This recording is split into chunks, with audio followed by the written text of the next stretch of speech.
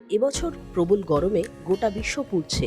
এল নিনোর প্রভাবে প্রশান্ত মহাসাগরের ধারের প্রতিটি মহাদেশে গরমে ত্রাহি ত্রাহি রব। বাদ পড়েনি জাপান। ১৬ বছরের সব থেকে বেশি গরমের সাক্ষী এবছরই জাপানের মানুষ। অন্তত ৫০০ মানুষ হাসপাতালে ভর্তি অসুস্থ হয়ে। তবে প্রযুক্তিতে উন্নত জাপান রাস্তায় শাওয়ার বা মানুষের জন্য ফ্রিজ বসিয়ে মানুষকে মৃত্যুর হাত থেকে রক্ষা করেছে, কিন্তু মৃত্যু আটকাতে পারেনি পশুদের। জাপানের ঐতিহ্যশালী টামা চিড়িয়াখানায় জুলাইয়ের প্রথম দিক থেকেই একের পর এক পশু অসুস্থ হয়ে পড়তে থাকে। বিভিন্ন পশু খাওয়া দাওয়া কমিয়ে দিতে থাকে। পশুগুলির শারীরিক সমস্যার জন্য ২৩ জুলাই থেকে টামা চিড়িয়াখানা দর্শকদের জন্য বন্ধ করে দেওয়া হয়।